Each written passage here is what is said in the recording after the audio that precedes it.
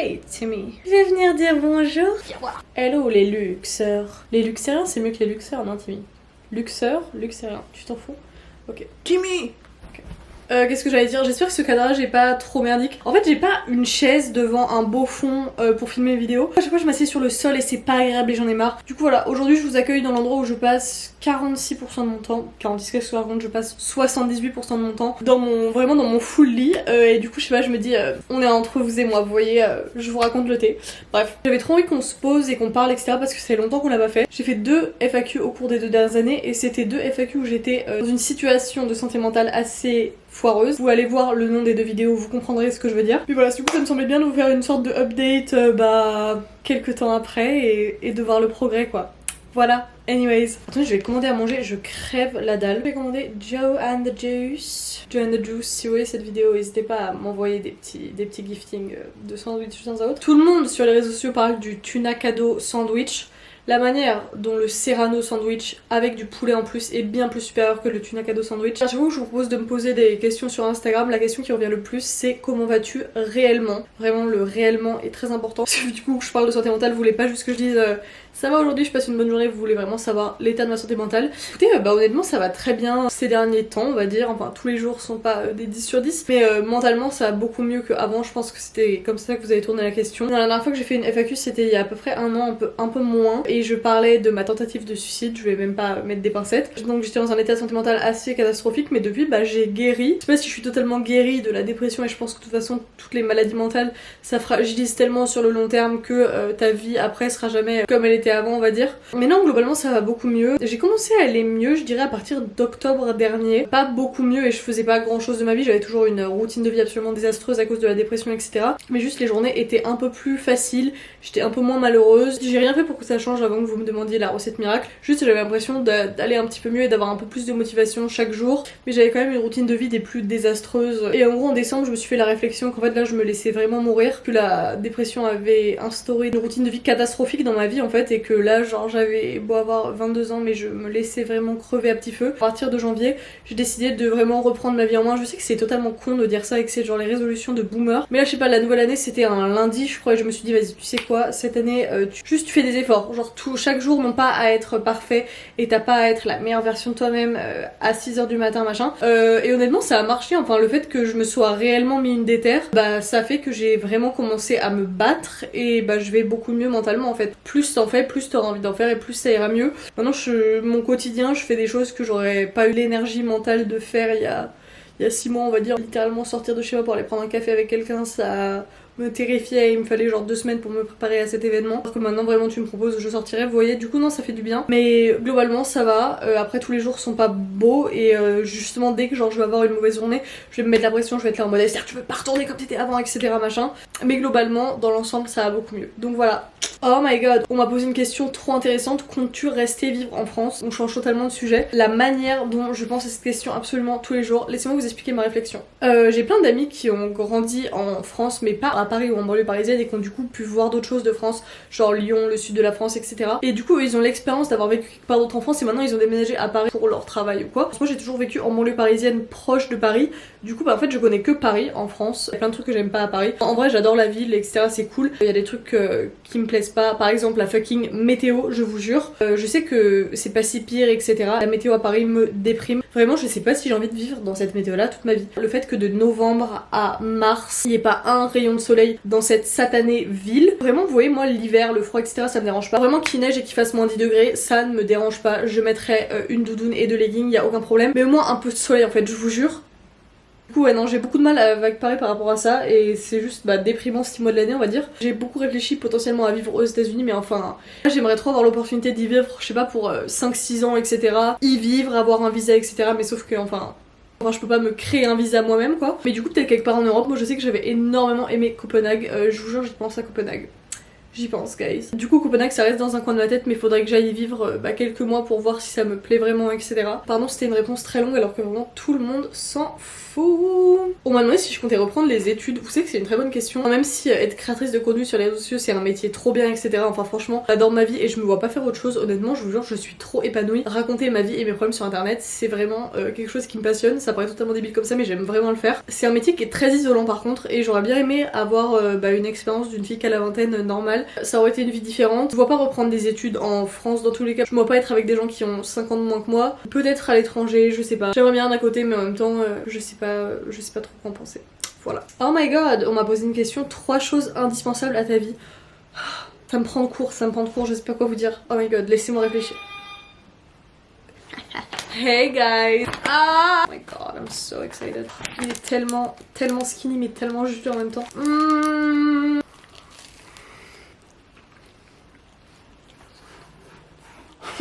Mais arrêtez! Vous êtes horrible! Regardez la taille du loupard. Il est énorme. Arrêtez, vous êtes irrespectueux et méchants. On m'avait demandé quels étaient 5 trucs sur lesquels je pouvais vivre. Ça c'est vraiment une question hyper dure parce que j'ai toujours plein de favoris hyper random. Le parfum Miss Dior Blooming Bouquet de chez Dior, il est absolument incroyable. Le combo lèvres Pillow Talk de chez Charlotte Tilbury. Ma machine à glaçons, vraiment ça c'est un must pour moi. Du matcha parce que je bois plus trop de café en ce moment, je bois du matcha donc ouais le matcha en ce moment. Et en dernier je dirais l'huile de douche l'Occitane, je l'adore. Voilà. L'endroit que tu as préféré visiter à part USA. Aux États-Unis, la ville que j'ai préféré visiter c'est New York. Ma ville préférée, je pense que j'ai visité de toute ma vie. Et en Europe, les villes que j'ai préféré visiter c'était Lisbonne et Copenhague. J'ai adoré les deux. On me dérange pas, hein, toi. Vraiment, t'en veux toujours. Comment vont Timmy et Harry? Alors. C'est drôle de penser que mes chats s'appellent Timmy et Harry. L'autre ne s'appelle pas Harry du tout, il s'appelle Steve.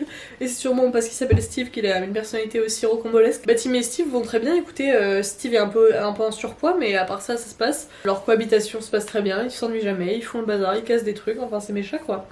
Voilà. Ouh, on m'a demandé quels sont les côtés moins sympas des réseaux sociaux. Oh, j'ai pas mal réfléchi à cette question et j'ai envie d'y répondre. Avant toute chose, je sais que j'ai un métier qui a énormément de privilèges et que beaucoup de gens voudraient faire et il y a énormément d'avantages à ce métier. Laissez-moi vous donner les points négatifs, en tout cas pour moi par rapport à ma vie, etc.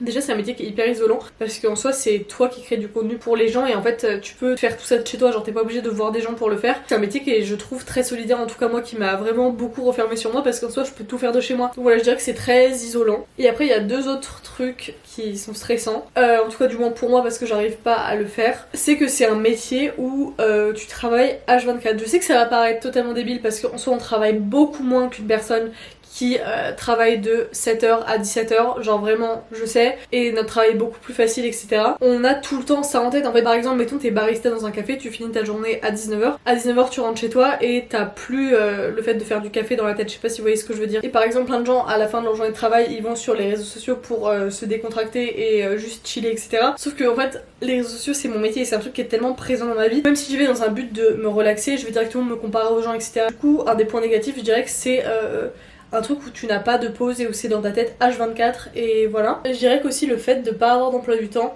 c'est un énorme avantage et tellement de personnes voudraient pouvoir se lever quand ils veulent et faire ce qu'ils veulent de leur journée, etc. Et c'est absolument génial. Mais après des années à faire ça, c'est de plus en plus dur. Laissez-moi expliquer mon propos. C'est-à-dire que vu que tu es ton propre patron, tu en fais autant que tu veux. Tu choisis de travailler ou non. Et en fait, si tu veux pas poster pendant 2 semaines, en soi tu peux ne pas poster pendant 2 semaines. Et c'est à toi de prendre cette décision. Mais du coup, il faut avoir une motivation vraiment en plus.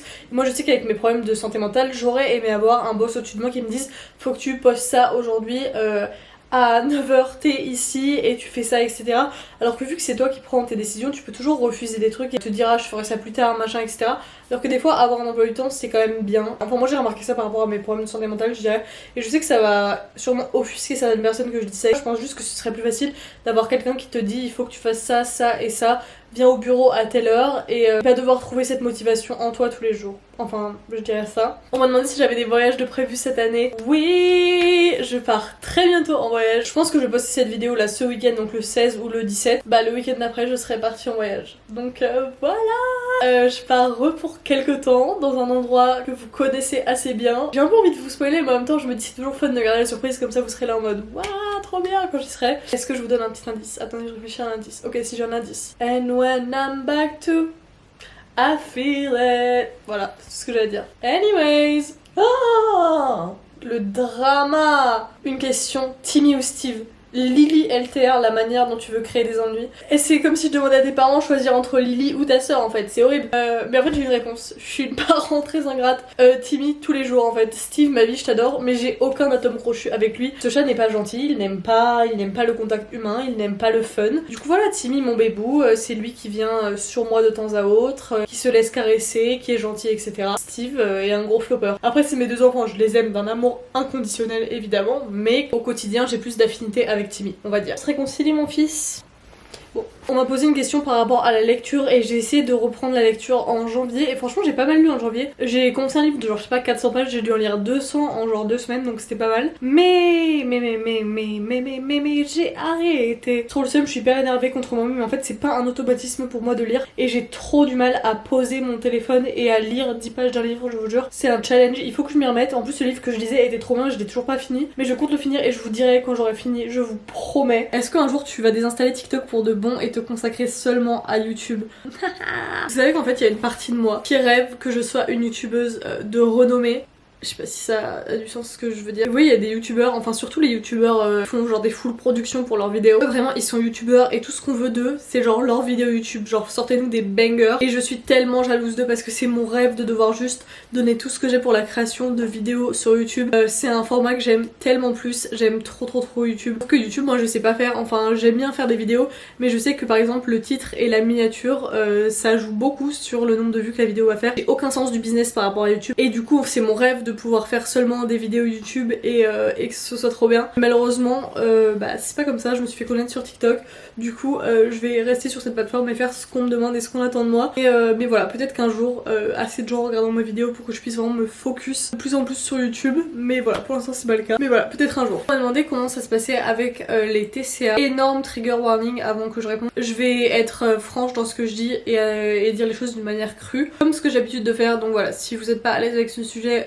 skipper littéralement ce passage. Pour ceux qui savent pas, j'ai eu des TCA, j'ai commencé à être obsédée par la nourriture. Je sais pas si c'est de l'anorexie honnêtement, parce que je sais pas du tout diagnostiquée à cette période là par rapport à mes TCA. J'ai commencé à arrêter de manger et j'avais pas une relation très saine avec la nourriture pendant un certain temps. Ma santé mentale a commencé à se dégrader. J'ai commencé à beaucoup plus manger, je sais pas, je trouvais du réconfort dans la nourriture. Je suis tombée dans la boulimie. J'ai commencé à me faire vomir vraiment quotidiennement après chaque repas honnêtement. En fait quand j'ai commencé à guérir, j'ai voulu essayer de sortir de ça. Mais déjà pendant de longs mois, je m'étais tellement fait vomir que c'était un réflexe pour moi de vomir après chaque repas. Une fois sur deux après avoir mangé un repas, j'allais vomir mais sans littéralement le vouloir. Juste j'ai fini de manger et genre je sens que mon corps n'a pas accepté ça. Et en fait là mentalement ça va beaucoup mieux avec la nourriture. Je ne me laisse plus sauter un repas. Je mange à ma faim à chaque fois et si ça me fait plaisir de manger un truc. Et on verra pour manger sainement etc. Après pour l'instant j'essaie juste de guérir et de voir la nourriture comme un truc fun. Du coup mentalement je dirais que j'ai totalement guéri, franchement je vois plus tout la nourriture comme un ennemi. Mais par contre physiquement, préparez-vous en fait si vous avez des TCA. Maintenant s'il y a des gens qui regardent cette vidéo et qui ont une relation fucked up avec la nourriture, je vais plus parler de la boulimie parce que c'est le truc que je connais le mieux. S'il y en a qui contemplent l'idée de se mettre deux doigts dans la bouche et d'aller se faire vomir, je sais j'ai contemplé cette idée et il faut une première fois à tout. Et je me rappelle la violence de cet acte la première fois que je l'ai fait. Vous êtes dans cette phase là où vous êtes en train de vous poser la question est-ce que je devrais le faire ou pas? Ne le faites pas et laissez-moi vous expliquer pourquoi. Là mentalement j'ai guéri de mes TCA, mais physiquement j'ai pas guéri. Et j'ai parlé avec des amis qui ont eu des TCA aussi, qui ont fait de l'hyperphagie etc. En parler avec eux ça m'a fait réaliser qu'on a tous des problèmes d'estomac etc. Vraiment ça a fuck up notre corps mais physiquement. Je sais pas si c'est mon œsophage, mon estomac ou quoi, mais vraiment la nourriture, enfin physiquement c'est difficile. Avant j'avais jamais eu mal au ventre après avoir mangé etc. alors que maintenant ça m'arrive. Avant j'avais zéro remontée gastrique, acide, des trucs comme ça, maintenant j'en ai quasiment à chaque fois. Avant je vomissais peut-être 2 fois par an si j'avais la gastro, maintenant ça va être une fois toutes les 2 semaines parce qu'il y a un truc qui passe pas. Alors là vous voyez par exemple j'ai mangé un sandwich, la manière dont là j'ai des crampes au ventre juste parce que j'ai mangé, mais en tout cas je dirais que c'est pas quelque chose qui est facile et courage à toutes les personnes qui sont en plein dedans. On peut s'en sortir et on peut retrouver une relation saine avec la nourriture, mais voilà. On m'a demandé comment ça avait impacté ma vie de partager ma santé mentale sur les réseaux sociaux. Je trouve que c'est une question qui est hyper intéressante. J'ai pas mal réfléchi. J'ai commencé à parler de santé mentale, je dirais mai 2022, un truc comme ça, donc il y a presque 2 ans, mais en septembre 2022, on a déjà en parlé sur les réseaux pendant que ça se passait, j'ai fait un appel à l'aide, enfin c'était pas une tentative de suicide qui aurait pu me tuer comme celle que j'ai fait en mars 2023 du coup, mais j'ai quand même fini à l'hôpital psychiatrique pendant 2 semaines et je voulais absolument pas en parler sur les réseaux, mais suite à ça j'ai eu une conversation avec une pote qui est aussi sur les réseaux et qui elle a eu un traumatisme dans sa vie et a décidé d'en parler. Et moi je lui ai dit est-ce que tu penses que je devrais parler du fait que j'ai été hospitalisée en hôpital psychiatrique etc. Et elle m'a dit honnêtement Esther fais attention, si tu parles de santé mentale et des trucs comme ça va avoir un impact sur certaines personnes, mais après tu vas être beaucoup associé à ça, ça va être dur de te détacher de ça et aussi il va y avoir des DM qui vont te surprendre et j'ai entendu ce qu'elle me disait etc, mais j'ai quand même décidé de le faire et enfin en mars dernier ça a tellement impacté ma vie et j'ai dû passer quasiment 2 mois à l'hôpital, je pouvais pas mentir et dire que j'étais aux Bahamas pendant 2 mois, vous voyez ce que je veux dire. Du coup j'ai essayé d'en parler sur les réseaux et c'est vrai qu'il y a plein d'aspects positifs parce que honnêtement j'ai l'impression de aider certaines personnes et si juste ce que je dis peut aider une personne ça me fait plus que plaisir et c'est plus qu'assez pour moi. Il y a aussi toute une partie négative, c'est par exemple quand on va me reconnaître dans la rue et qu'on va me dire Esther ça va t'es TCA, ou vraiment des phrases hyper surprenantes en fait à dire en vrai. Et oui j'en ai parlé sur les réseaux mais c'est des choses qu'on va me dire dans la rue et je vais être là en mode oula, genre en mode ah j'espère que ça va mieux mentalement depuis l'HP etc. Enfin moi avoir été à l'hôpital psychiatrique c'est pas un traumatisme mais c'est quelque chose de sombre dans ma vie quoi et du coup entendre ça de manière légère etc. D'une certaine manière me remettre vraiment il y a 1 an en arrière quand j'étais au plus bas mentalement et du coup ça fait assez bizarre honnêtement. Rien qu'hier j'ai reçu un DM, vraiment j'ai reposté la story d'un ami en mettant le lien sur ma dernière vidéo YouTube. Il y a une fille je crois qui a répondu Esther, bah attendez je vais vous dire. Esther, comment as-tu guéri de ta boulimie? Et moi du coup j'ouvre mes DM tous les matins et là c'est vraiment le premier DM que j'ai vu en me réveillant et voir le mot guéri de ta boulimie au réveil, je suis là en mode oula, mais TCA ça a vraiment ruiné ma vie d'une manière grave et genre juste voir le mot boulimie c'est hyper triggering, je sais pas comment expliquer. Et oui c'est juste quand je parle d'un truc hyper léger, un truc totalement différent et qu'il y a des gens qui vont juste me poser des questions alors que c'est des trucs qui m'ont vraiment traumatisé et qui ont été hyper dark dans ma vie, bah c'est pas le sentiment le plus agréable en fait. Et c'est pour ça que je parle plus trop de ces sujets sur les réseaux vraiment quotidiennement. Vraiment j'essaye d'évoluer et d'exister sans mes maladies mentales on va dire et des fois c'est juste pas très agréable d'être réduit à ça alors que j'ai fait beaucoup de chemin depuis. Je sais pas si ça aura du sens ce que je voulais dire, j'espère que vous allez bien le prendre etc. Mais c'était juste un ressenti que j'avais. Globalement exposer mes problèmes de santé mentale sur les réseaux ça m'a apporté beaucoup de positif, enfin ça m'a fait du bien et j'espère avoir fait du bien à certaines personnes parce que c'était ça le premier objectif, mais il y a aussi une partie qui est assez particulière on va dire, j'en veux absolument personne etc, mais c'est juste particulier on va dire. Voilà, anyways guys c'est la fin de cette vidéo, je crois que ça fait 1 heure et quelques que je filme, mais en tout cas ça m'a fait grave plaisir de vous parler. J'espère refaire une FAQ d'ici quelques mois et avoir plein de nouvelles choses à vous raconter, mais en tout cas voilà ça m'a fait trop plaisir de discuter avec vous. Je vous fais des bisous et on se revoit bientôt pour de prochaines vidéos. Je pense la semaine prochaine mais je suis pas à 100% sûre parce que je pars en voyage du coup j'aurai pas mal de choses à faire. En tout cas je vous fais des bisous, ciao.